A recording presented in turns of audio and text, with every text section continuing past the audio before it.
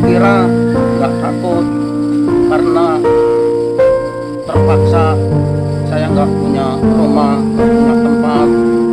Ya, dulu orang tua saya punya rumah juga sudah terjual karena kebutuhan ekonomi. Terus akhirnya saya pekerjaannya narik becak sepi, kadang-kala sambil mencari barang-barang bekas rongsokan.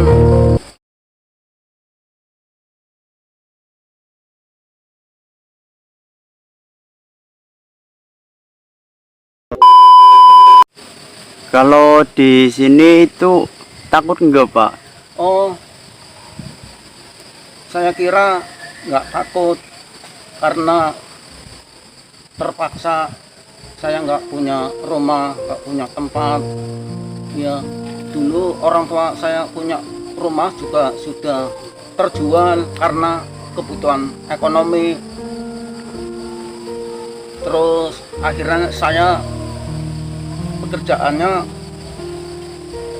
narik becak sepi, kadang-kala sambil mencari barang-barang bekas rongsokan. Iya, tapi barang-barang bekas rongsokan orang yang bekerja seperti itu pekerjaan yang sudah tidak ada lagi, karena harganya murah. Barang bekas rongsokan, misalnya kalau orang normal kerja yang bayarannya cukup nyampe ratusan ribu, kalau mencari rongsok hanya 30%, paling penghasilannya hanya 30.000. Itu satu hari atau Satu hari cuman buat makan ya, Pak ya? buat makan saja nggak cukup. Iya, gitu. Terus waktu saya narik becak, ada orang perempuan. Ada orang perempuan, Pak? Iya, ada orang perempuan itu naik becak saya, terus turunnya di mana, Mbak Yu? Orangnya itu sih cantik. Orangnya? Ya, Mbak Yu di mana? Ya, nanti menurut petunjuk saya saja. Mbak perempuan itu bilang begitu.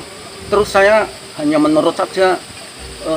Asal mulanya naik becak saya dari Pangkalan Kesayangan yang dekat Koproyo itu, terus ke timur. Setelah ke timur jauh, minta belok ke kanan, yang akhirnya sampai ke tempat itu, tempat yang gelap. Tahu-tahu ada perumahan mewah di situ, di tempat yang gelap. Di tempat gelap itu ya, Pak? Iya, Ya? tahu-tahu ada perumahan mewah, juga lampu-lampunya juga ada. Setelah sampai ke situ, orang perempuan cantik itu turun dari becak saya, tapi belum bayar duluan. Maksudnya dia menawarkan, ini makan dulu Om. Iya, Om, dari sana jauh, mestinya bertambah lapar. Ini makan dulu, ini banyak makanan yang enak sedap, nanti Bung makan ini bisa lahap sekali. Terus ya, ada satu piring nasi, satu piring lauk pauk, terus satu piring sebangsa sayur. Ya, dia nyuruh saya makan Om yang enak. Terus saya makan. Pertama, nasi yang ada di piring saya ditaruhi sayur mayur itu supaya basah. Iya. Sambil makan, sambil memakan lauk pauknya itu dicampurkan. Tapi lauk pauk itu juga itu daging-daging goreng yang enak sekali dilihat. Seperti di restoran gitu ya Pak. Seperti di restoran. Iya, saya makan juga rasanya enak sekali. Kemudian setelah sudah makan, ini Pak sudah kenyang, sudah, ini bayarnya. Ini Itu bayarannya pakai uang atau pakai apa Pak? oh wujud benda tapi Benda. kunir. Kunir. Saya lihat kok kunir. Akhirnya saya taruh dompet. Sebelum taruh di dompet, Kunir yang buat itu.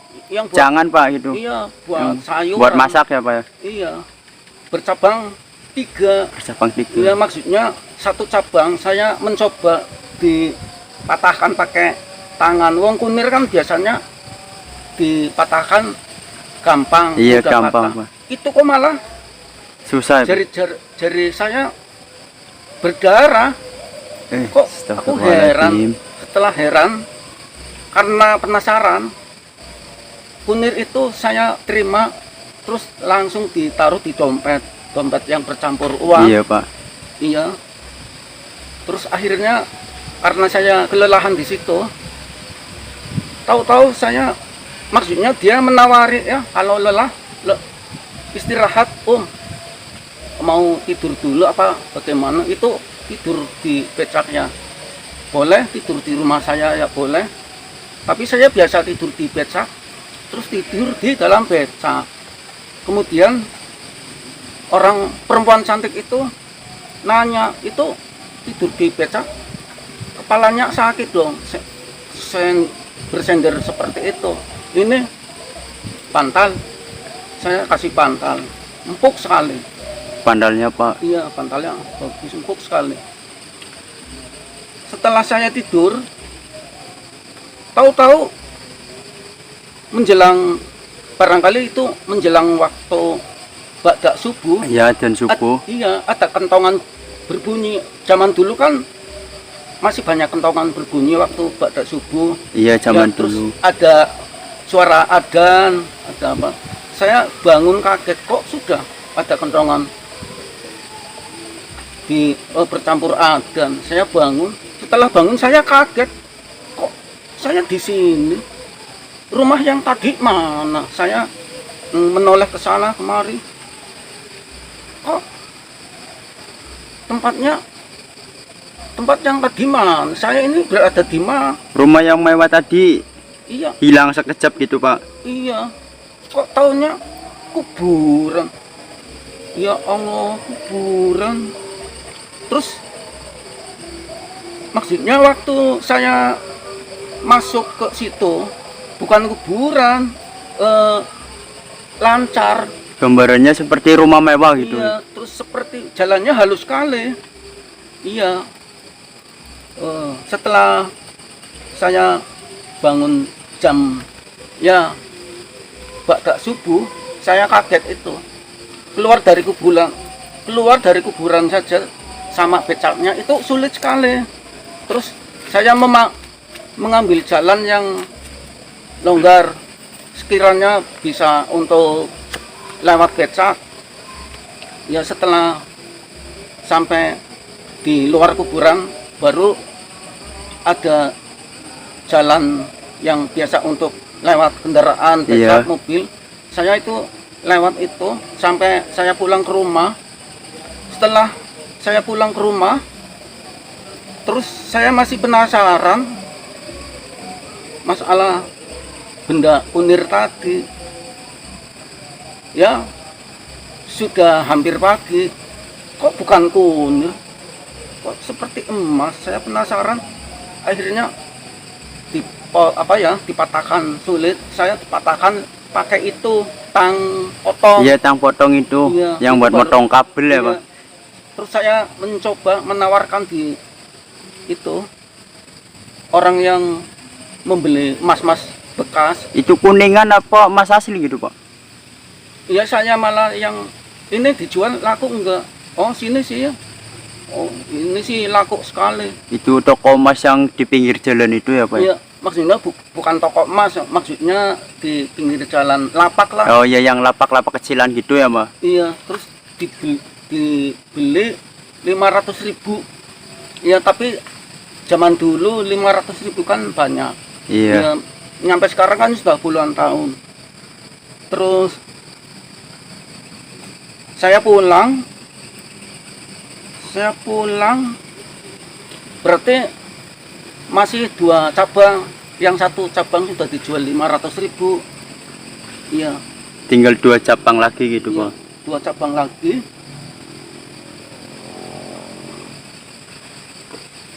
Terus hasil penjualan pertama yang 500.000 ditaruh, dicampur emas itu sama dompetnya sama uangnya saya pendam dalam tanah.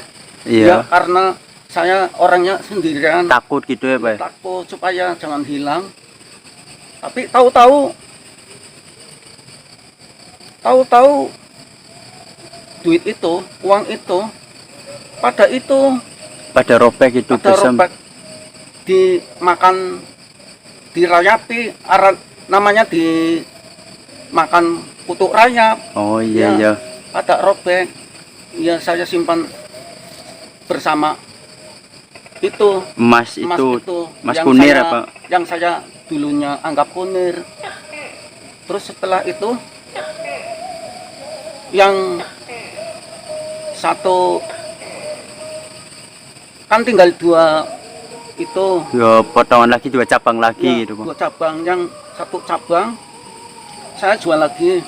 Ya, mendapat 500.000 lagi. Ya, kemudian yang tinggal yang satu cabang yang agak besar, barangkali ke pangkal atau apa ya, yang paling besar, bongkot lah. Iya iya. Itu saya pendam supaya jangan hilang, supaya jangan orang nggak tahu. Iya, orang nggak tahu Iya, ya Pak? saya dipendam di rumah dulu yang saya kontrak. Terus akhirnya waktu rumah itu sebelum roboh, saya mengetahui ada sesosok makhluk yang bertanduk. Ya, itu makhluk apa saya nggak ngerti. Memandang saya dan memandang rumah yang dikontrak saya. Setelah itu tahu-tahu siangnya ambruk. Ya, barangkali pengaruh makhluk itu. Kemudian emas yang terpendam itu tidak bisa diambil karena dindingnya tinggi sekali dan tebal sekali. Rumahnya udah Iya, rumah roboh pembuatan gitu Pak? zaman kuno kan tebal. Iya. Jadi tertimbun yang sangat dalam. Saya tidak bisa mengambil emas itu yang masih besar. Ya, sampai sekarang. Sampai sekarang masih di situ Pak? Ya, kemudian Kerubuhan rumah iya, itu ya Pak ya? iya, kerobohan itu, rumah itu. Untung saya waktu rumah roboh itu saya tidurnya di dalam becak, tapi becak itu posisinya di luar, bukan dalam rumah. Ya, Kalau di dalam rumah ya udah ya Pak ya? barangkali saya Kerubuhan juga ya? sudah jadi itu mayat barangkali. Iya, Oke Pak, sampai di sini saja ya Pak. iya. Ya, terima kasih. Ini teman-teman, dulu sebelum tinggal di kuburan itu pekerjaannya seorang tukang becak ya Pak ya? Iya, sambil mencari barang bekas rongsokan. Itu banyak kisah misterinya dan kejanggalannya ini Pak Pajana. Umur berapa Pak? 65 tahun. Umur Ya, sudah lanjut. 65 tahun. Oke teman-teman, saya mau mengundurkan diri. Jangan lupa like dan subscribe dan share. Assalamualaikum warahmatullahi wabarakatuh.